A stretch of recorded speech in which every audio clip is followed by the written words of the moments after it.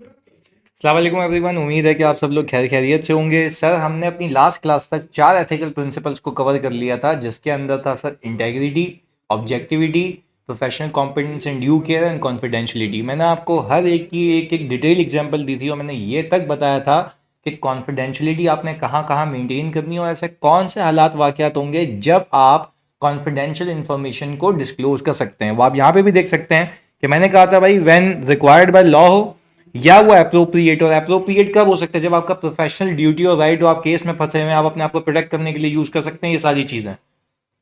एक आखिरी प्रिंसिपल देख लेते हैं जो कि बड़ा बेसिक प्रिंसिपल है और एक जेनरिक प्रिंसिपल है जो आपको पता तो होना ही चाहिए, इसलिए हम इसको भी कवर कर लेते हैं। वो कहता है, अब आखिरी प्रिंसिपल रह गया प्रिंसिपल ऑफ प्रोफेशनल बिहेवियर। यानी वो ये कह रहा है कि भाई एक चार्टर्ड अकाउंटेंट जब भी किसी से बात करे या कोई काम करे तो वो प्रोफेशनली करे, वो लॉज एंड रेगुलेशन के तहत करे। तो सर ये क्या बात हुई? ऊपर भी तो सारी बातें थी कि ऑनेस्ट और स्ट्रेट फॉरवर्ड है, मैं भी यही कह रहा हूँ। पर वो कह रहा है कि भाई एक चार्टर्ड अकाउंटेंट कोई ऐसा काम ना करे जो कि अनप्रोफेशनल लगे। कोई ऐसा नहीं कहे कि यार ये काम चार्टर्ड अकाउंटेंट ने किया है।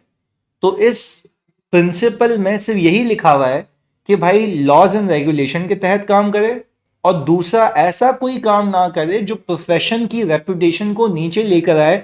और ये उसको अपनी जबान में कहता है कि चार्टर्ड अकाउंटेंट कोई ऐसा काम ना करे जो कि प्रोफेशन को डिसक्रेडिट करे, यानी उसकी वैल्यू को नीचे लेकर आए।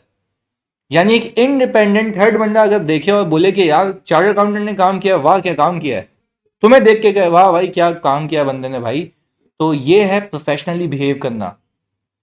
सही जी, आपने कोई ऐसा नहीं कि चलते फिरते हाथापाई कर रहे हो किसी से, नहीं, आपने प्रोफेशनली बिहेव करना और ऐसे एक्शंस करने हैं जो कि लगे कि एक प्रोफेशनल बंदा कर रहा है। तो you need to behave professionally within parameters of law, और कोई ऐसा काम नहीं करना जो कि आपके प्रोफेशन को क्या करे, डिस्क्रेडिट करे। एक जेनरिक प्रिंसिपल था सबके ऊपर। बात क्लियर है? अब आए ये मकसद जो था मुझे प्रिंसिपल्स को समझाने का, उस मकसद की जो बुनियाद है वो आज मैं रखता हूं कि किस वजह से मैंने आपको ये सारे प्रिंसिपल्स पढ़ाए थे, समझाए थे। सुनिएगा, वो कहता ये है कि जब आपके पास कोई क्लाइंट आया और आप उस क्लाइंट को एक्सेप्ट करने लगे थे, अब बात समझ आएगी, बहुत फोकस होकर सुनिएगा। वो कह रहा है कि आपके पास एक क्लाइंट आया और क्लाइंट आपके पास आके बोलता है यार मेरा ऑडिट कर दो, मुझे ये आपकी सर्विसेज चाहिए। क्योंकि आप तो भाई ऑडिटर है ना, आप तो प्रोफेशनल अकाउंटेंट है, ऑडिटर है। आपके पास क्लाइंट आया भाई, बोल रहा है यार मुझे आपसे ऑडिट सर्विसेज चाहिए। आपने कहा बिस्मिल्लाह, हम ऑडिट सर्विसेज दे देंगे आपको, कोई मसले वाली बात नहीं है। पर before you give audit service, before you give audit service, आपने एक चीज का ख्याल रखना है, आपने एक चीज का ख्याल रखना है कि before you accept client, client के एक्सेप्ट करने से पहले आपने देखना है कि क्या कोई क्वेश्चनेबल क्लाइंट प्रैक्टिसेस तो नहीं है।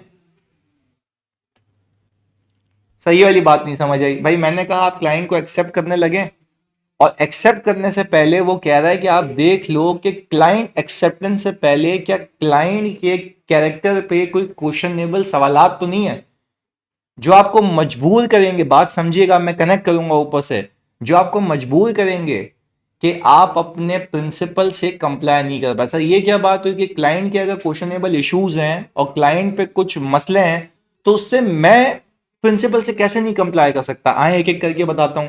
मैंने कहा अगर क्लाइंट फ्रॉड वगैरह में इन्वॉल्व रहा है, क्लाइंट अगर फ्रॉड वगैरह में इन्वॉल्व रहा है, तो मैं आपसे ये पूछ रहा हूं कि क्लाइंट के फ्रॉड वगैरह में इन्वॉल्व होने के नाते अगर आपने गलत ऑडिट कर लिया, अगर आपने गलत ऑडिट कर लिया, तो जानी ये मानते हो कि इंटेग्रिटी का प्रिंसिपल ये कह रहा है you should not associate yourself with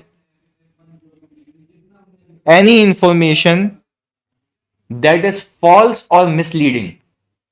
यही सीखा था ना, अगर मैं पहले बताता तो ये तो बाउंसर जाती। भाई आपने बात समझनी है। वो कह ये रहा है कि भाई आप क्लाइंट को एक्सेप्ट करने से पहले जरा ये तो चेक करें कि क्या कोई इश्यूज तो नहीं है क्लाइंट के पार्ट के ऊपर।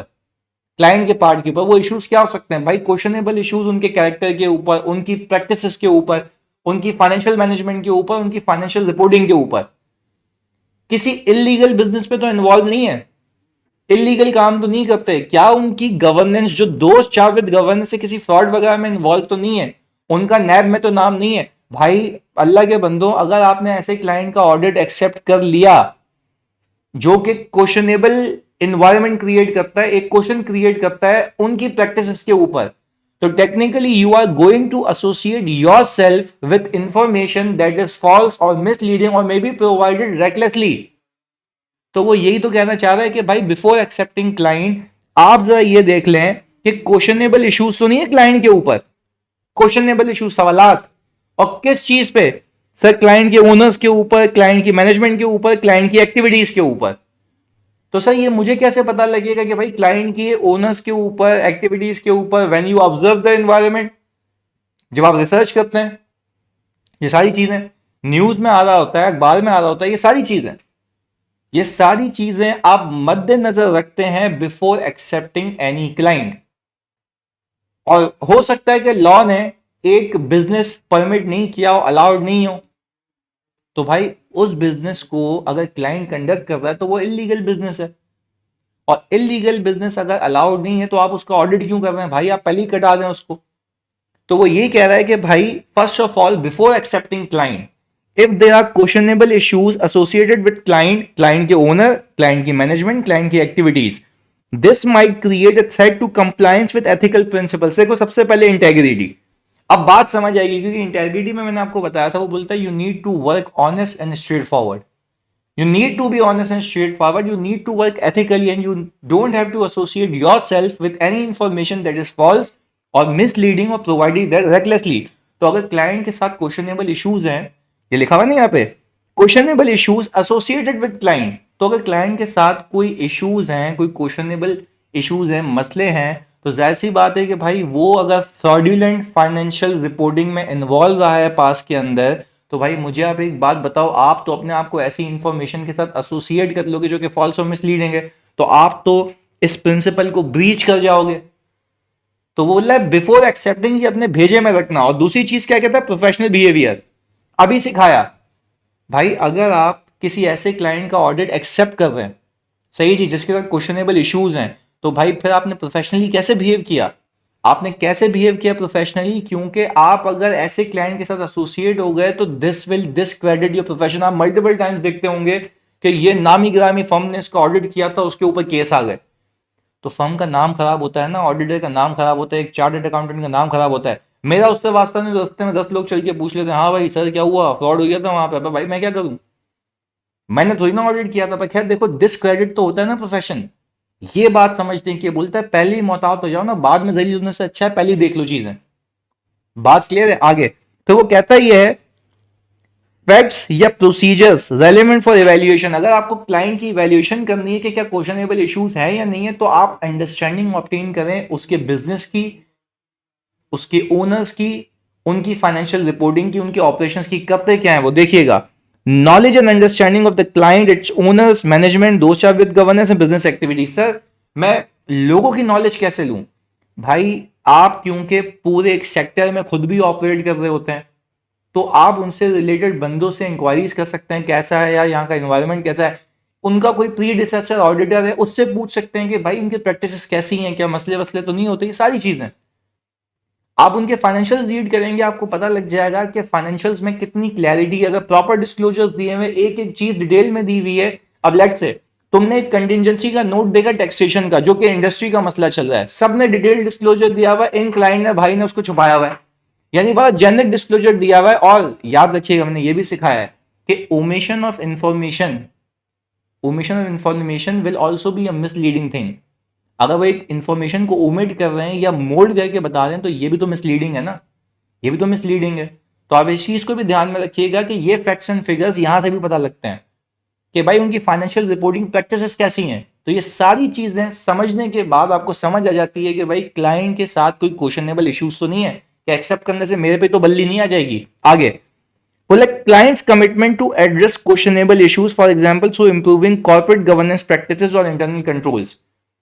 हमने देखा कि क्या क्लाइंट के ऊपर क्या ऑडिट कमेटी है, प्लीज सुनिएगा भाई, मैं ये कह रहा हूं कि इंटरनल ऑडिट बनाया हुआ है, इंटरनल ऑडिट कितना फ्रीक्वेंटली, इंटरनल ऑडिट हर डिपार्टमेंट्स का कर रहा होता है, क्या रिपोर्टिंग फ्रीक्वेंसी है, क्या उसके ऊपर एक्शंस होते हैं, ये सारी चीजें। देखो भाई ऐसी बात है, इंटरनल ऑडिट जो है, इंटरनल ऑडिट ऑडिट करेगा, वो ऑडिट कमेटी को रिपोर्ट करेगा, सही है जी, ऑडिट कमेटी बोर्ड को बताएगी। तो मुझे आप एक बात बताएं, जब बोर्ड को बताएगी तो आपको ये बात नहीं लगता कि बोर्ड को एक्शन लेना चाहिए? तो वो कह रहा है ये देख लो कि क्या बोर्ड कमिटेड टू कॉम्पिटेंस है, कि अगर वो कमिटेड है क्या वो एक्शंस लेती है, अगर लेती है तो दैट मींस कि वो गुड कॉर्पोरेट गवर्नेंस का स्ट्रक्चर लेके चल रही है, यानी गवर्नेंस से देख रहे कि हाँ भाई गलत नहीं होना चाहिए कुछ। तो ये सारी चीजें अगर एग्जिस्ट करती हैं और अगर मेरे ओनर्स भी इंटेग्रिटी से काम करते हैं सामने वाले, तो जाहिर सी बात है पे मैं भी इंटेग्रिटी से काम करूंगा, मेरे प्रोफेशन पे भी कोई धब्बा नहीं लगेगा। तो ये सारी चीजें अगर कहीं एग्जिस्ट करती हैं तो you should not have any issue in accepting the client, otherwise issues will created. और सर फिर इशू अगर क्रिएट हो गए तो फिर जाहिर सी पता है आपको ऑडिट में दुश्वारी होगी, ऑडिट में दुश्वारी होगी तो ultimately it will ending up in giving may be adverse opinion और मे बी डिस्क्लेमर, और you may ultimately withdraw from the engagement. तो सर वो वक्त आने से पहले ही प्री प्रिकॉशन ले लेने चाहिए। तो बोलता है बिफोर क्लाइंट एक्सेप्टेंस ज़रा आप ये देख लीजिएगा कि क्लाइंट के पार्ट के ऊपर कोई क्वेश्चनेबल इश्यूज तो नहीं है। तो सर अभी इस लेक्चर को यहां तक रखते हैं कि बिफोर एक्सेप्टिंग आपने पहली चीज क्या करनी है, you need to consider questionable issues with client. जज़ाकल्लाह।